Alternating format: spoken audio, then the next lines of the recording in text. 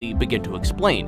And sometimes we see these phenomena too. However, a sky that's red with blood may be scarier than all these things combined. And that is what some people in Brazil have to contend with. We don't know the year or time this video was recorded, but we do know that it has been making the rounds on the internet. Some YouTubers have come out to say that it's fake because there's only been one source for the video. And while we may agree, we can't say for sure. It may be fake, or it may be real. No one can decide. All we know is that if this happened in real life, we certainly have more questions than answers. If you thought red clouds were scary, wait till you see what red sprites are.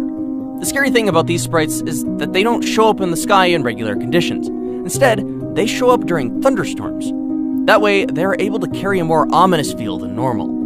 But what are these sprites in the first place? Well, they're a large-scale electrical discharge that occur high above thunderstorm clouds, or cumulonimbus, giving rise to a quite varied range of visual shapes flickering in the night sky. They're usually triggered by the discharges of positive lightning between an underlying thundercloud and the ground.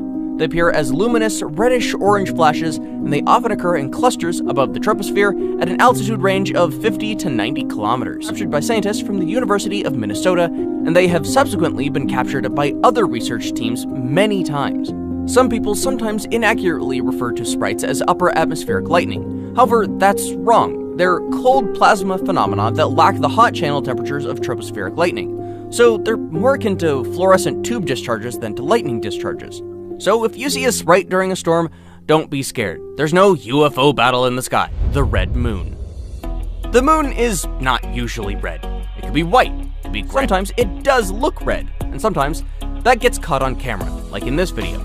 There are two general explanations for the red moon. The first is that it's what happens when the moon goes through a total lunar eclipse. The red hue that you can see is actually due to the red edge of Earth's shadow, which is reflected onto the moon. That's one explanation. The second is more mythical and is generally rejected by the scientific community. It's that the red moon is a symbol of malevolence.